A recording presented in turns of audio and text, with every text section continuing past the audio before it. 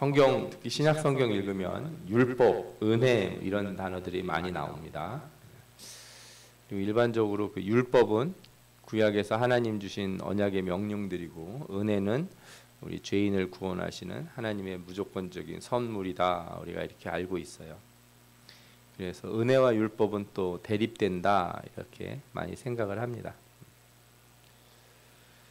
그러니까 율법을 다 지켜서는 의인이 될 수 없는 우리 죄인들을 하나님이 은혜로 예수 그리스도를 믿는 믿음으로 의롭게 하셨다 하는 말씀을 우리가 알고 있고 또 믿기 때문에 우리가 이렇게 율법과 은혜를 이렇게 구분해서 생각을 하는 것이죠. 그런데 예수님이 성경에 보면은 율법을 완성하러 오셨다 이렇게 말씀하시고 율법을 하나도 버리지 않는다 이렇게 말씀하셨습니다. 또 우리 스스로도 알다시피 예수 믿는다고 우리가 아무렇게나 막 살아야 되는 건 아니에요. 그렇죠? 율법을 무시하면서 막 사는 건 아니죠. 그래서 사람들이 항상 고민하는데 예수를 믿으면 율법을 다 지켜야 되는 거야? 아니면 안 지켜도 되는 거야? 아니면 또 일부만 지켜야 되는 것인가? 이것을 여전히 혼란스럽게 생각하는 분들이 있는 것 같아요. 이 문제는 그리고 지금도 있지만 초대교회에서부터 있었던 아주 오래된 문제예요. 오늘 갈라디아서를 보면서 이 율법과 은혜에 대한 것을 우리가 다시 한번 정리를 해보면 좋겠다는 생각이 들었습니다. 갈라디아서의 배경이 되는 동네가 갈라디아인데 어디냐 하면은 터키 중부 지역이에요. 여기에 이제 터키의 수도가 있답니다. 앙카라라고 하는 것. 사람들은 이스탄불이 수도인 줄 아는데 아니랍니다. 터키의 수도는 앙카라고 터키 중부에 있어요. 근데 이 갈라디아라고 하는 이름은 어디서 유래됐냐면 켈트라고 하는 말에서 유래되는데 옛날 유럽에 프랑스, 독일, 스위스 이런 지역에 켈트족이 살았답니다.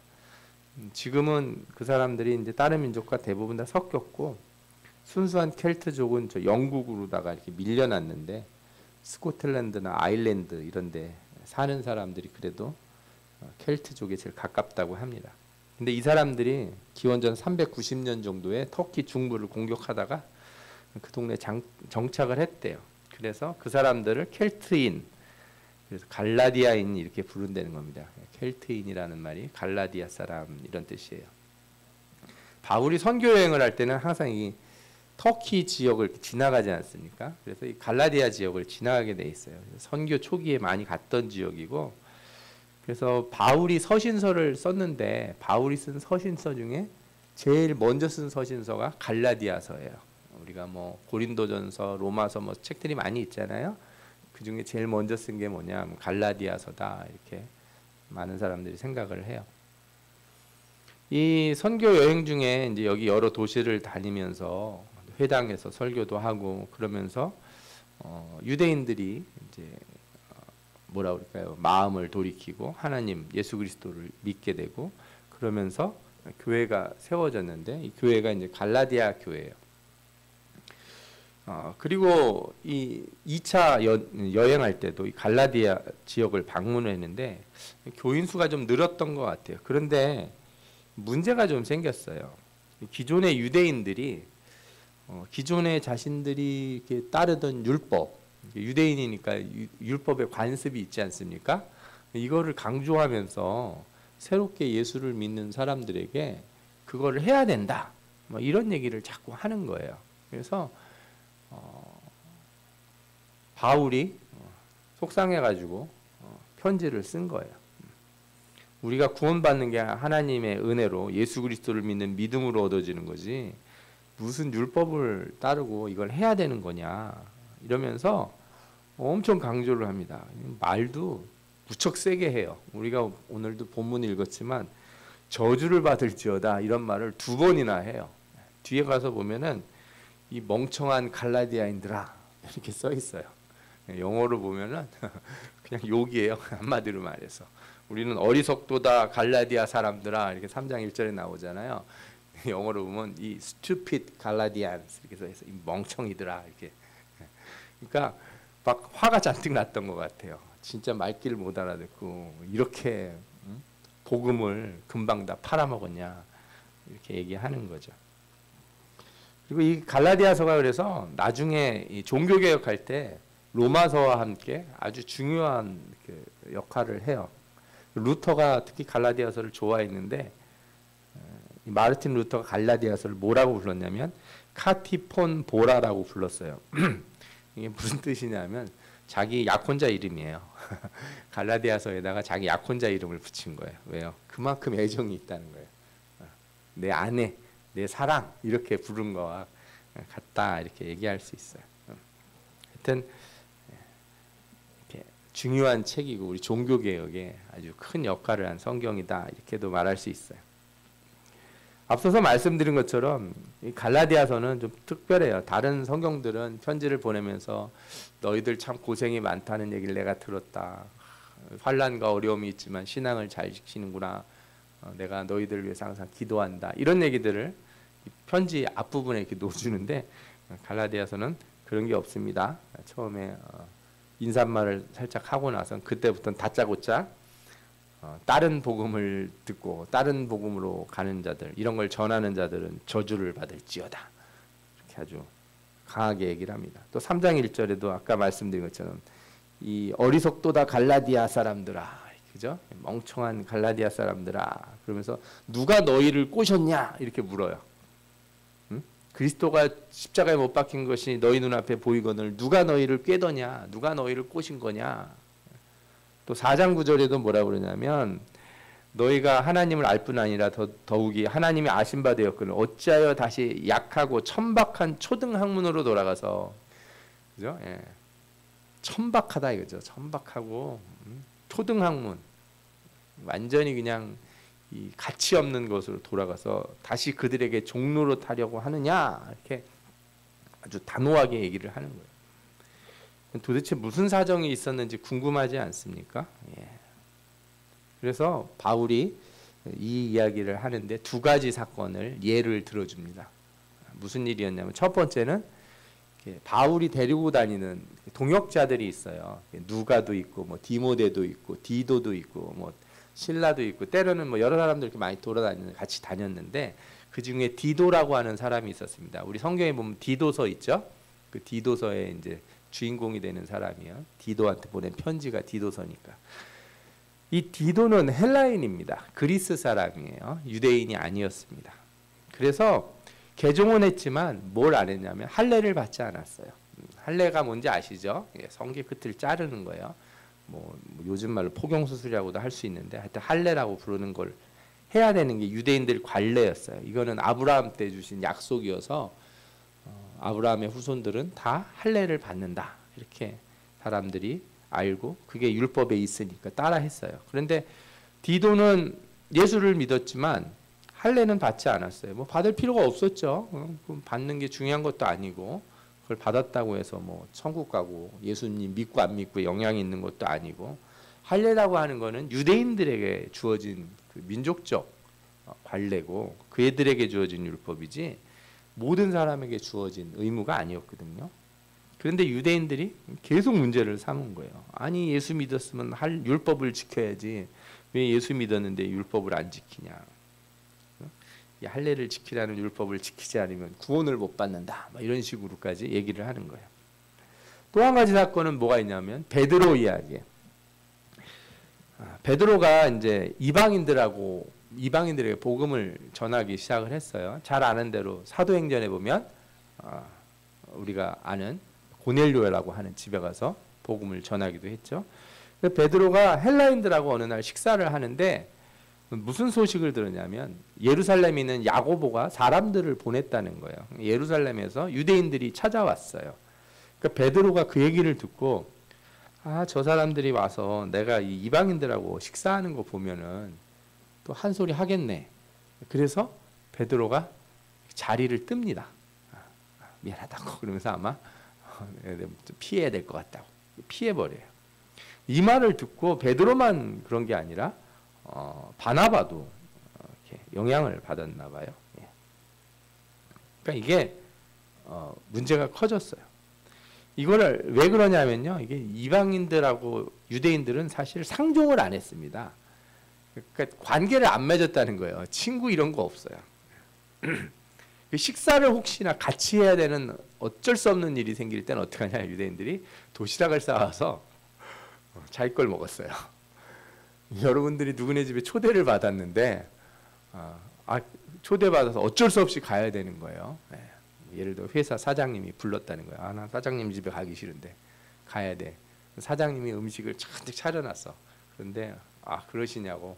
저는 제 거 가져왔다고 그래서 이렇게 도시락통 열고서 사발면에 삼각김밥 같은 거 먹고 있으면 기분이 어떻겠어요, 상대방이? 유대인들이 그랬어요. 유대인들은 이방인을 상종을 안 했어요. 사람 취급을 안 했습니다. 여러분들 율법을 아실 때 잘 아셔야 돼요. 성경에 보면은 이제 예를 들어서 돈을 구워주되 이자를 받지 말라 하는 말씀이 성경에 있잖아요. 뭐 잠언서도 있고 시편에도 있어요. 유대인들은 돈 꿔줄 때 이자를 받을까요, 안 받을까요?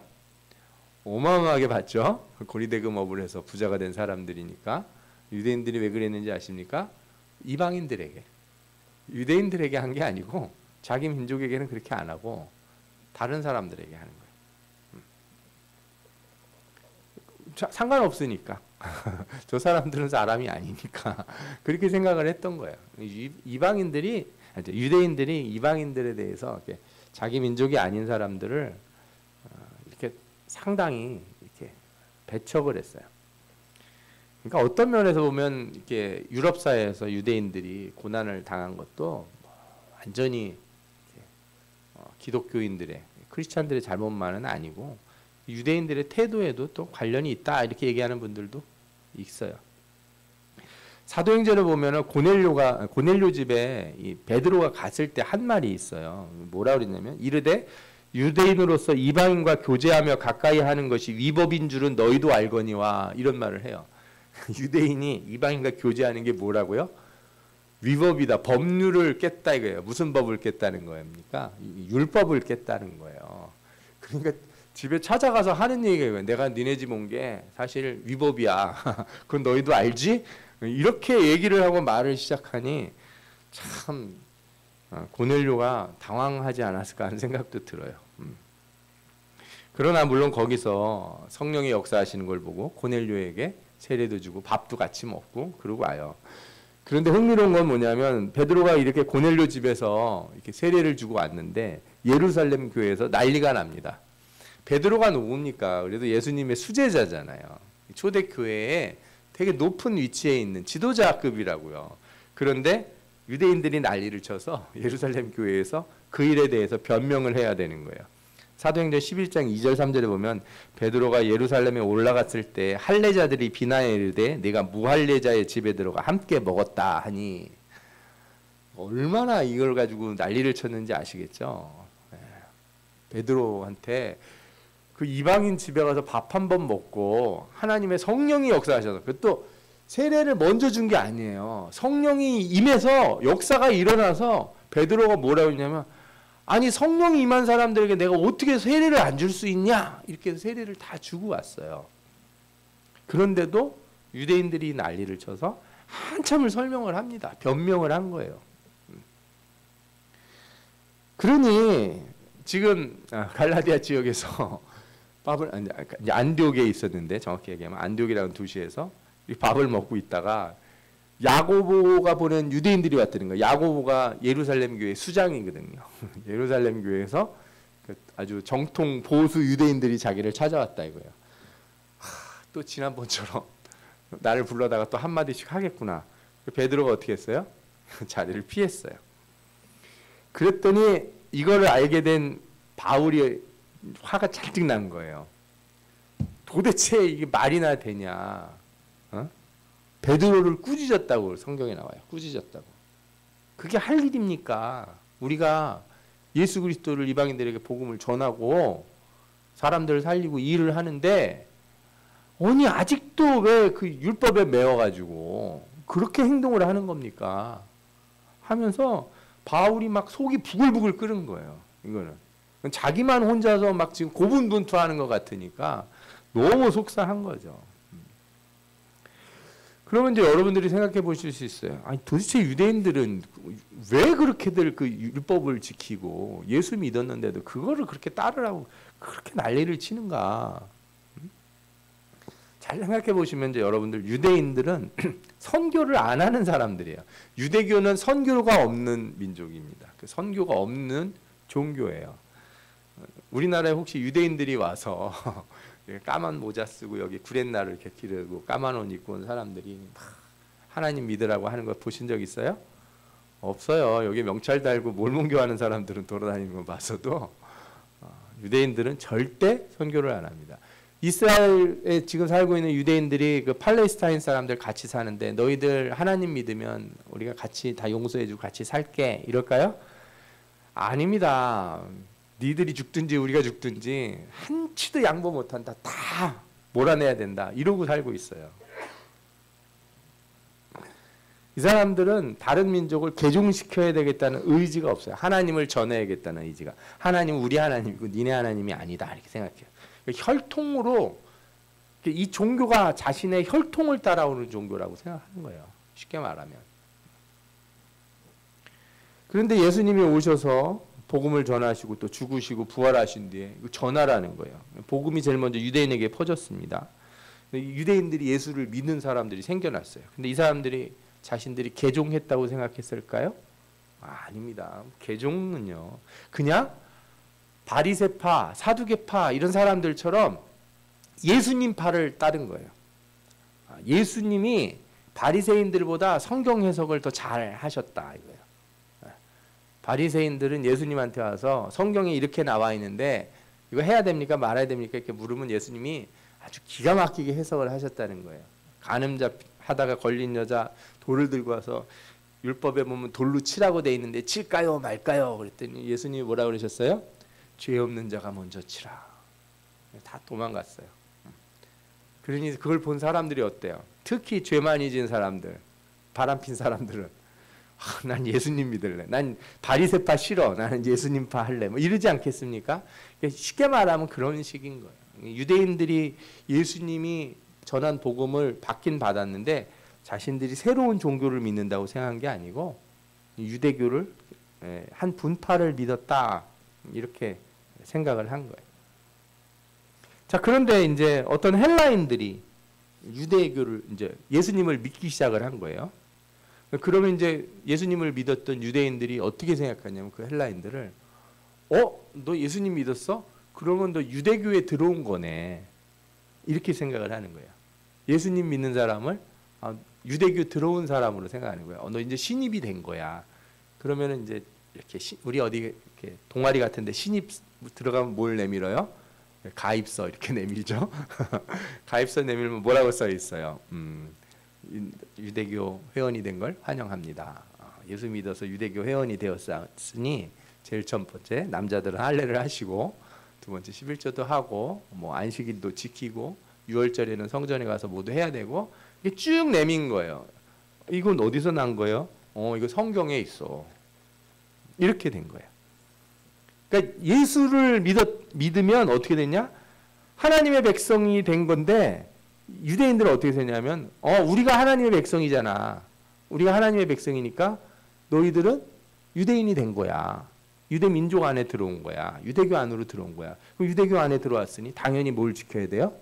율법을 지켜야 돼요.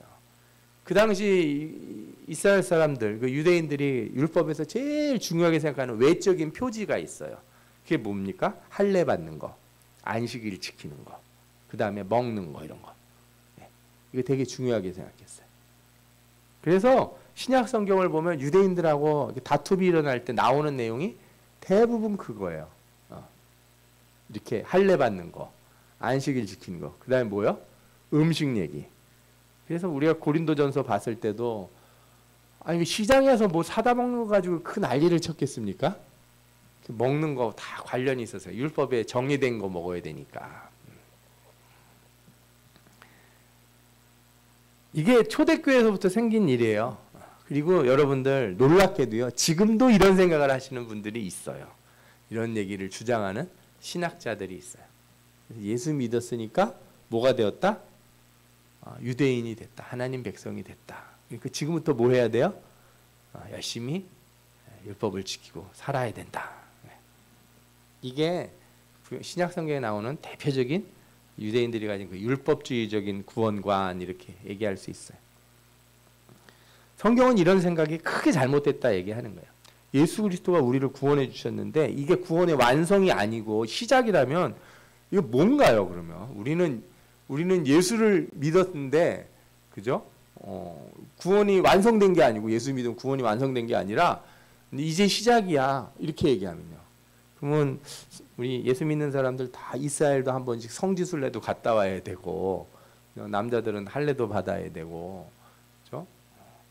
그러면 나중에는 무슨 얘기까지 나오면 제사도 드려야 되는 거야? 이런 얘기까지 나오게 돼요. 어떤 사람들은 예수 믿는 사람이 돼지고기 먹는 건 좀 그렇지. 돼지가 무슨 죄가 있습니까? 예? 저 꽃게탕 좋아하는데 꽃게는 먹으면 돼요, 안 돼요? 안 돼요. 여러분들 조개 이런 거 먹고 그러면 안 돼요. 낙지, 오징어 이런 거 먹으면 안 돼요. 그거는 코셔에 어긋나요. 그래서 소, 양 이런 거 먹어야 되고 그런 거 도축할 때도 이렇게 랍비가 옆에서 이렇게 서서 정해진 방법에 따라 도축된 것만 먹어야 되고 이렇게 되는 거죠. 그래서 예수님의 십자가의 죽으심과 대속을 완전히 부정하는 일로 귀결이 돼 버립니다.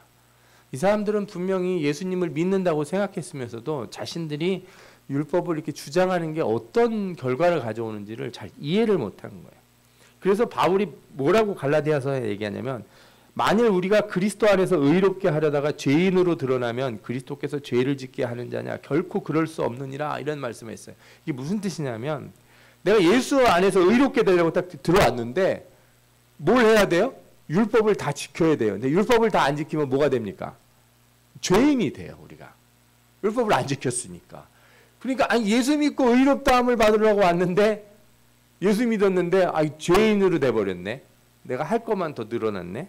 이런 거예요. 이건 말이 안 된다는 거예요. 그래서 유대인들에게 많은 사람들에게 이렇게 가르친 겁니다. 예수 그리스도라고 하는 문을 열고 들어가면 그게 최종적인 문인 거예요. 그 문으로 들어가면 바로 하나님 앞으로 나아가는 문이고 그게 구원의 문입니다. 아멘. 예수님 문 열고 들고 들어갔더니 또 율법의 문이 있어요. 이런 건 아니에요. 여러분들 그 러시아 인형 아시죠? 인형 딱 열면 안에 조그만 인형 또 있고 열면 또 있고 또 있고 그런 거 아니에요. 예수님으로 우리가 예수 그리스도를 믿어서 하나님 앞에 나가면 그게 끝이지. 예수님 믿었더니 앞에 뭐 율법이 하나 있고 그것도 했더니 그 다음 거 있고 그 다음 거 있고 그 다음 거 있고 이렇지 않다는 거예요. 이렇게 만약에 생각을 하면 예수 그리스도의 구원의 능력을 부정하는 것이에요. 율법으로 의롭게 되는 길이 없기 때문에 예수를 믿어서 의롭다 이렇게 말씀하셨는데 그거를 헛되게 만드는 거죠. 그래서 갈라디아서 2장 21절에 만일 의롭게 되는 것이 율법으로 말미암으면 그리스도께서 헛되이 죽으셨느니라 이렇게 얘기하신 거예요. 예수님이 죽으셨다는 게 과연 어떤 의미인지 그래서 우리가 다시 생각해 봐야 돼요. 성경에서 예수께서 이렇게 죽으셨다고 얘기할 때 예배소서 2장 15절에 뭐라고 나오냐면 율법을 자기 육체로 폐하셨다 이렇게 말씀하셨어요. 또 믿는 자들에게 의를 이루기 위하여 율법의 마침이 되시니라 로마서 10장 4절에 말씀하셨습니다.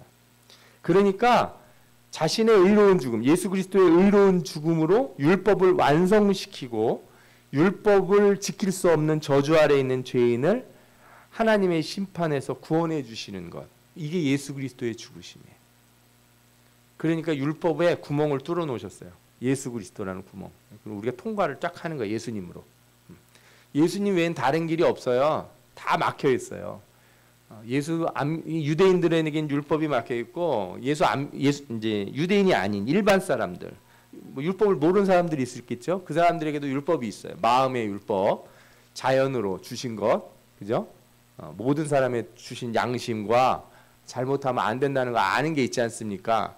그 다 있단 말이에요. 그 벽이 있어서 통과를 아무도 못해요. 그 모든 벽을 통과할 수 있는 유일한 문은 누구다? 예수 그리스도다. 아멘. 그래서 예수 믿는 사람은 자유가 됐어요. 나를 붙잡을 게 아무도 없어요. 내가 하나님 앞으로 나갈 때 너 이거 안 됐지, 너 이거 못했지, 너 이거 잘못됐으니까 넌 못 가 거기, 이렇게 하지 않는다는 거예요.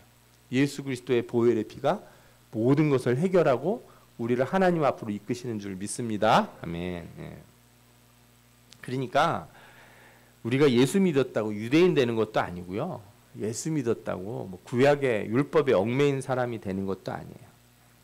그래서 우리는 완전한 자유를 얻었다 이렇게 말할 수 있어요. 그러니까 이제 신나죠 우리가. 그러면 목사님 참 오늘 목사님 말씀 드리니까 너무 신이 납니다.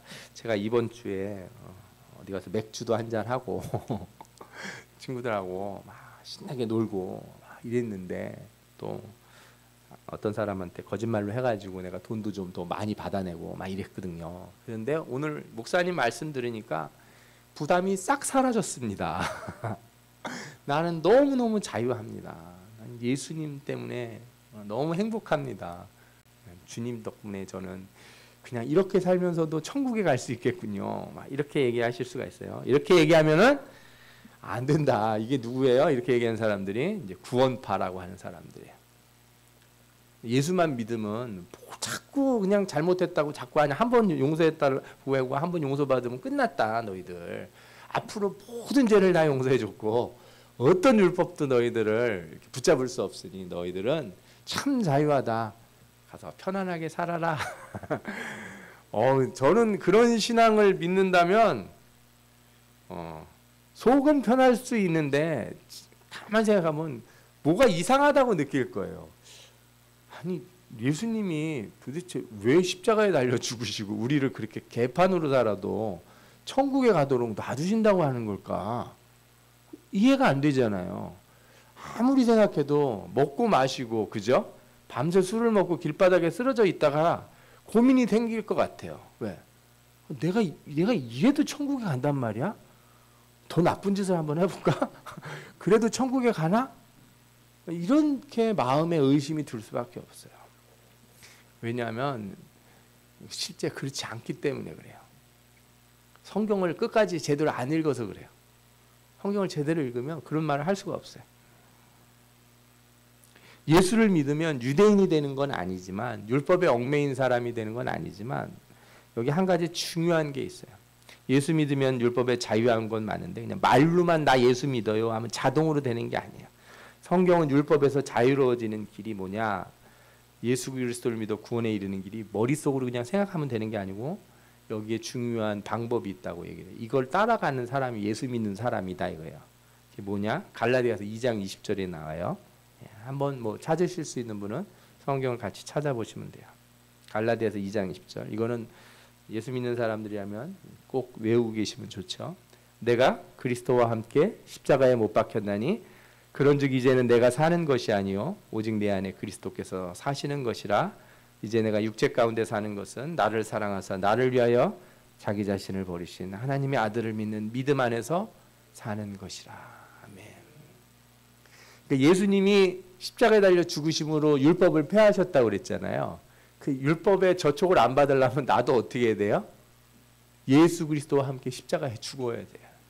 그게 예수 믿는다는 말이에요. 내가 율법의 저촉을 안 받는 사람이 되고 싶으면 율법에 자유하고 싶은 사람이 되는 길은 하나예요. 뭐예요? 내가 예수 그리스도와 함께 십자가에 죽는 거. 그러고 나면은 내가 사는 게 아니고 누가 사시는 거다? 예수 그리스도가 사는 것이다. 그러니까 내가 의인이 된 게 아니고 의로운 예수 그리스도가 내 안에 있어서 그걸 하나님이 보시고 의롭다 칭해 주시는 거예요. 그러니까 내가 뭘 잘해서 내가 뭔가를 해서 어떤 사람들은 이렇게 생각해요. 예수 믿으면 내가 변한다고 생각해요. 그런데 정확히 얘기하면 내가 변한 게 아니고 나는 죽은 사람이고 내 안에 살아계신 예수가 드러난 거예요. 그 예수 믿고 나서 여러분들이 성질이 바뀌었나요? 식성은 바뀌었나요? 내가 예수 믿어서 그렇게 내 마음이 부드러워지고 누가 나한테 뭐라고 하면 승질 안 내고 다 용서하고 그렇게 됐던가요? 다 안 바뀐 거 다 알잖아요. 그래서 성경의 이 말씀을 보면 내가 예수 믿는다는 거는 내가 이게 죽지 않으면 안 되는구나. 그래서 날마다 우리는 어떻게 돼요? 십자가에 죽어야 돼요. 그래서 나는 날마다 죽노라. 바울도 그 얘기를 했어요.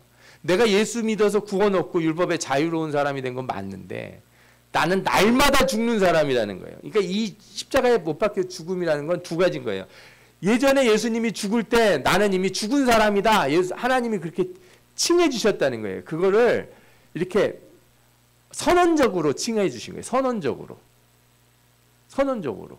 그런데 실제적으로는 언제 내가 죽은 사람이 되냐? 종말에 주님을 만나는 날에 그때 내가 진짜 죽은 사람인 거예요. 다시 부활하는 사람. 아멘?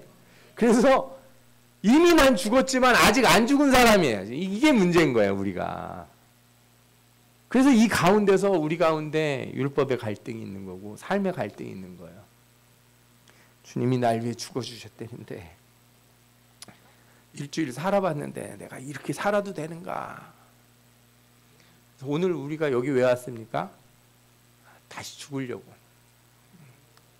주님, 지난주에 말씀 듣고 가서 살았는데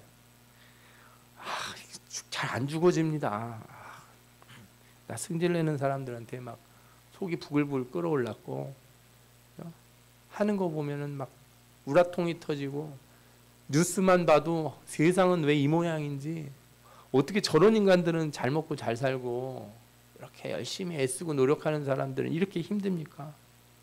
부자들은 왜 자기들 멋대로 다 법을 고치고 편한 대로 살아가고 가난한 사람들은 계속 가난하고 마음의 상처를 입고 은둔하고 있다가 분노가 쌓여서 길 밖에 칼을 들고 나와 휘두르는 사람이 있질 않나?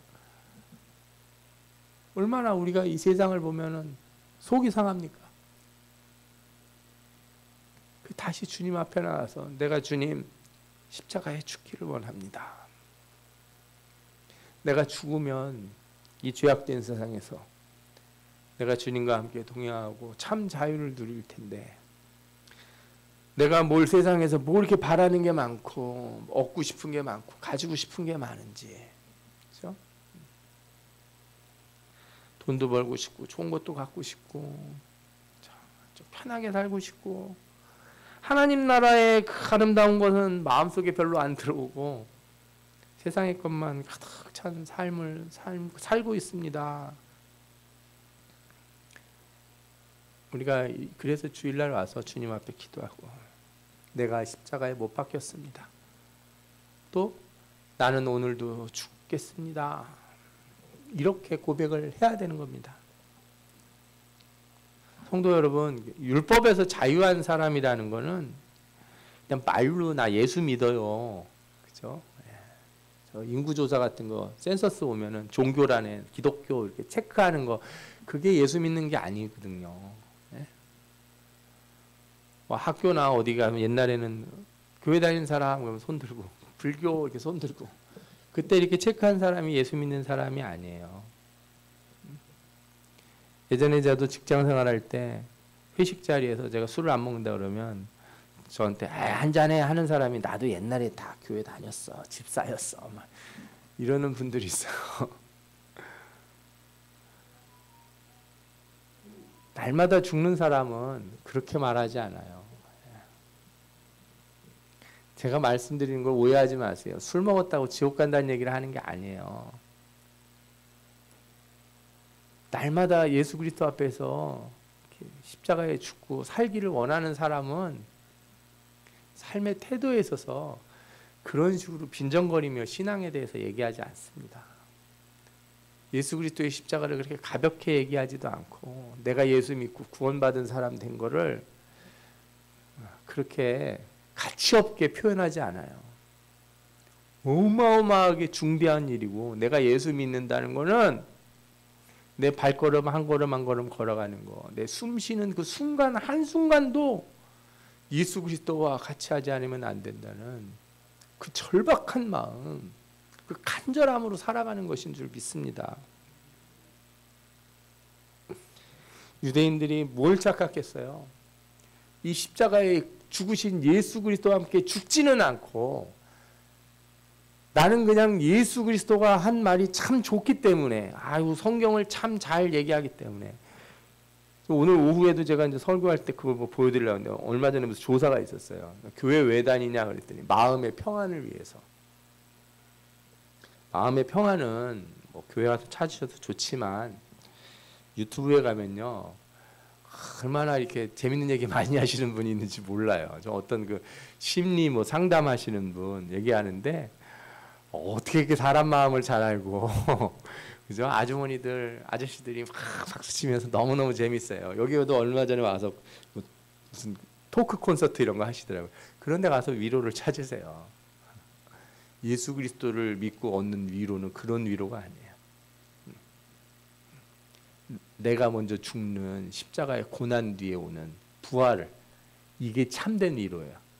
아멘? 십자가를 지나치지 않고 부활이라는 건 없는 거예요. 예수 그리스도의 그 피 묻은 손을 만지지 않고 평안과 기쁨과 행복이라는 건 없는 거예요.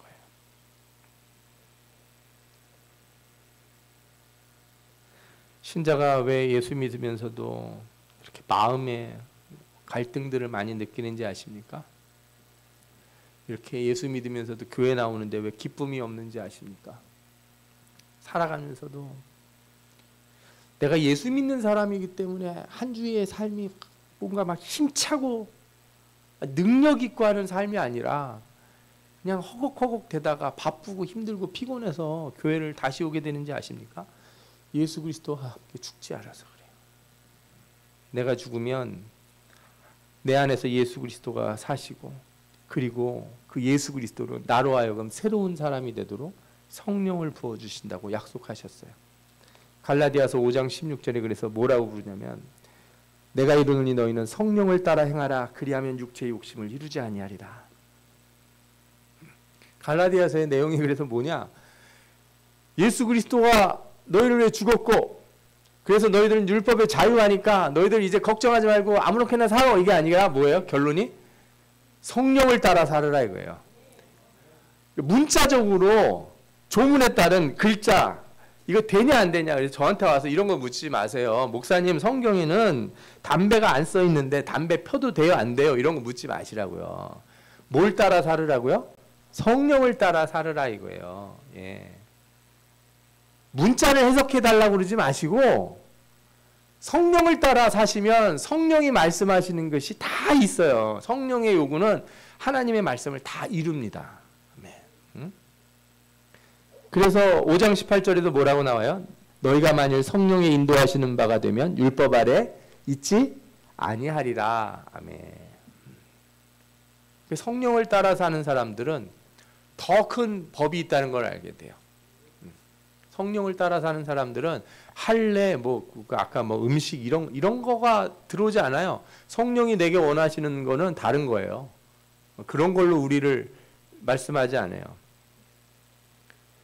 성령은 그래서 항상 우리에게 하나님의 참된 것을 가르쳐 주시고 이 율법의 본질을 가르쳐 주세요. 본질을 가르쳐 준다는 말을 잘 생각하셔야 돼요. 그 성경에 뭐라고 하냐면 서로 사랑하면 그 사랑 안에서 모든 율법을 이룬다 이렇게 얘기하는 거예요.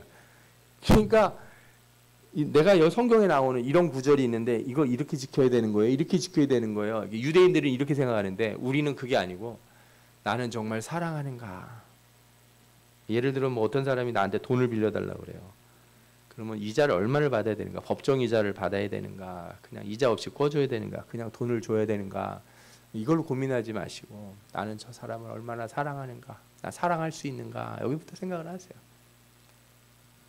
더 나아가 성령이 내 마음을 감동시켜서 저 사람을 지금 사랑하게 하시는가. 사랑이 하나도 없으면 돈을 그냥 줘도 아무 유익이 없느니라. 고린도서 13장에 나오죠. 사랑이 없으면 울리는 꽹과리, 그죠? 소리나는 징, 텅 빈 상자 같은 거예요. 공허하다 이거예요. 사랑이 없으면 너희가 간을 빼서 누굴 주더라도 아무 소용이 없다. 그러니까 사랑이 없이 내가 뭐 하면 될까요? 이런 거 묻지 마시라 이거예요. 하나님 앞에 예물 드릴 때, 헌금 드릴 때 어떤 분은 11조를 드릴 때 목사님이 10원짜리 단위까지 맞춰 드려야 돼요. 1원짜리가 없는데요. 감사해요. 뭐 그런 기특한 생각을 해서. 근데 그런 생각하기 전에 뭐부터 하시라고요? 나는 하나님 사랑하는가? 나 너무 하나님 감사해서 한 주일 살았는데 너무 감사한데 뭐 할 게 없을까 하나님 앞에. 헌금을 드리는 게 아니고 여러분들이 와서 교회에서 할 일이 많아요. 주일학교 아이들을 위해서 간식을 준비해 줄 수도 있고 교회를 와서 청소할 수도 있고 그죠? 다른 성도들 위해서 기도할 수도 있고 나를 너무 하나님 사랑해 주셔서 감사한데 너무 감사한데 내가 이 사랑을 어떻게 해야 될까 생각해 보니까 하나님이 뭐라고 그러세요? 너 나를 사랑하니? 그러면 내 자녀들도 사랑하라. 예수님이 베드로한테 뭐라고 그랬어요? 너 나를 사랑하느냐? 내 양을 먹이라. 그래 내 양을 먹여야지. 내 사람들 사랑해서 내 어린 양들을 내가 길러야지. 그 주일학교 놓고 기도하고 중고등부 놓고 기도하고 청년들 놓고 기도하라고 그럴 때 목사님이 하라고 해서 하는 게 아니고 기도에 의무가 있어서 하는 게 아니고 뭐예요? 사랑해서 성령이 내 안에서 역사하시는 것을 따라 순종하는 거예요. 그러면 자유함이 느껴지는 거예요. 내가 헌금을 많이 해서 자유로운 게 아니고 내가 권사쯤 됐는데 뭐 이 정도는 해야지 해서 자유로운 게 아니라 내가 사랑하니까. 사랑 안에서는 모든 두려움이 사라진다 이렇게 했어요. 사랑하는 사람들은 내가 하나님을 잘 믿는가, 내가 율법을 지켰는가, 내가 이 정도 하면 되는가 안 되는가 하는 모든 그 두려움이 어떻게 돼요? 사랑 안에서 사라진다는 거예요. 사랑이 모든 걸 완성해 준다. 그래서 사랑의 이 성령에 따라 순종해서 하면 뭐가 열매 맺혀지냐? 성령의 열매는 사랑과 희락과 화평과 오래 참음과 자비와 양선과 충성과 온유와 절제니 이 같은 것을 금지할 법이 없느니라. 아멘. 이 갈라디아서 5장 22절에 나오는 말씀이에요. 여러분 결론을 말씀드릴게요. 우리가 어떤 조건 맞춰야 예수 잘 믿고 천국 가는 건가 이렇게 고민하지 마시고 이런 고민이 내가 안 죽었을 때 생기는 거 아닌가 이런 염려를 해보셔야 돼요. 내가 십자가에 안 죽어서 이런 생각을 자꾸 하는구나. 뭐라도 뭐 이렇게 좀 티나는 걸 좀 해야 내가 예수 믿는 것 같은데 뭘 해야 될까? 이런 고민은 주님 사랑하는 사랑 가운데 가득 차지 않아서 그래요. 응? 내가 요 정도 하면은 괜찮겠지? 요 정도 하면은 내가 그냥 예수도 믿으면서 세상에서도 좀 재밌는 것도 즐기면서 이렇게 살 수 있겠지. 이런 생각 다 뭐 때문에 나오는 거라고요? 내가 십자가에 안 죽어서. 생각해 보십시오. 우리가 예수님 믿고 십자가에 달려 죽겠다고 그래놓고 십자가에 눕긴 누웠는데 누가 몸만 박으려고 그러면 잠깐만 벌떡 일어나가지고 내가 아직 마음의 결정이 안 됐습니다. 그런 적이 한두 번도 아니에요. 내 마음에 악한 것들과 미워하는 것들과 염려하는 것들 다 땅에 파묻었다 그래놓고 툭 하면 밤중에 가가지고 다시 땅 막 파가지고 그죠? 미워하는 마음 도로 꺼내고 원망하는 마음 도로 꺼내고 그리고 이를 부득부득 가는 거죠. 저 인간들 때문에 내 인생이 이렇게 꼬였다고. 그리고 기도하고서 또 갖다 묻어놓고 또 어때요? 표식을 하지 마세요. 거기다가 묻었으면 다 잊어버리고 나는 죽은 사람이다 살아야지. 왜 자꾸 관뚜껑 열고 일어나려고 그러냐고요. 우리는 제일 먼저 그리스도와 함께 십자가의 날마다 죽는 삶을 살아야 됩니다. 나의 욕심과 거짓과 욕망, 내가 말하는 세상에 썩어질 것들, 허무함에 대하여 죽어야 합니다. 내가 말하는 진정한 소망이 하나님의 나라에 있는 그런 참된 주님의 백성들이 되어야 될 줄 믿습니다. 내가 예수 그리스도와 함께 죽으면 그 안에 내 안에서 예수가 사시는 것이고 내 안에서 성령이 역사하실 것이고 나는 참 자유를 얻을 것이고 주님이 기뻐하는 열매를 맺을 줄 믿습니다. 이 모든 율법에서 우리를 자유하게 하신 예수 그리스도의 은혜를 받아 누리는 우리 모든 성도 여러분 되시기를 축원합니다. 아멘. 기도하겠습니다.